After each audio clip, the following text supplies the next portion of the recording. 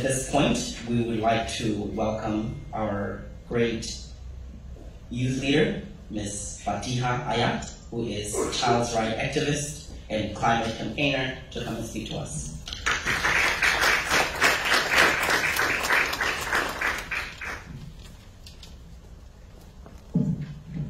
Thank you, Mr. John, for introducing me.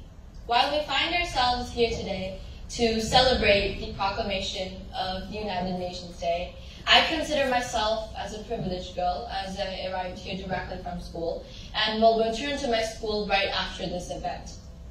However, unlike me, thousands of girls around the world do not have the privilege to attend and go to their school today, and especially in the eastern coast of the Mediterranean Sea. They are facing a humanitarian crisis of epic proportions, one that should enrage the conscience of the world leaders present here today and the global citizens watching this call to action speech on social media. Dear ladies and gentlemen, this ongoing confrontation has taken a devastating toll on innocent women, children, and families.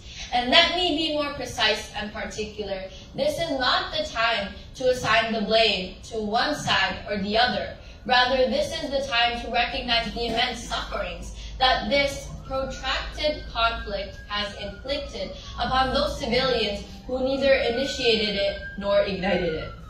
We are witnessing a severely dense population living in a small, open-air prison for decades with restrictions on their freedom of movement, access to food, clean water, and even life-saving medical supplies. The scars left on them by multiple encounters since World War II are not just physical, but emotional and psychological as well. Their towns have been invaded, cities have been destroyed, homes have been bulldozed, hospitals have been attacked, holy places have been vandalized, schools have been demolished, generations after generations have grown up in degrading, inhuman, and cruel clowns. It's the high time to present to them with an independent sunshine, a dignified rainbow. Having Her Excellency Ms. Pauline Hillary from the United Nations High Commission for Refugees present here today, I want to remind ourselves that we must not overlook these people who are refugees to their own homeland. We must not forget these people who have been subjected to constant airstrikes, even on schools and hospitals, living in apprehension for their own lives and lives of their loved ones. No community, no human being, no community, and no country should ever have to undergo and withstand such a prolonged bloodshed. We cannot afford any more women and children to remain trapped in a never-ending cycle of being the object of casualty for no fault of their own. These people need freedom. They deserve an independent state. Their children should neither have the nightmares of bombing in their sleep, nor should they wake up from their sleep due to the whistles of fighter jets. They need to learn how to live their life free from the horrors of conflict and the terrors of combat. Dear leaders and pioneers, before I end my speech today, let me be clear to you one more time. Resentment, retaliation, and retribution will not resolve this crisis. Instead, what we need is a passionate commitment to bring the two sides to the negotiating table and to provide humanitarian aid to those in need. It's our collective responsibility to demand an immediate ceasefire, a dialogue that will promote lasting peace and the reconstruction of this shattered land.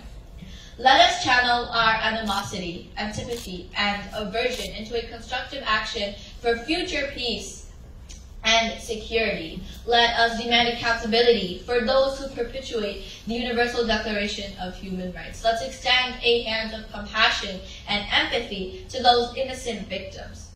Recognition from the United Nations as an independent country can only bring sustainable peace and enduring happiness to the inhabitants of this particular land. Global citizens and world leaders must all come together towards establishing an independent state so that the people of this land can live their lives with the ultimate theme of today's event: equality, freedom, and justice. So my call to action today is very simple. Say yes to love and peace, and say no to war and hate. Wasn't that amazing?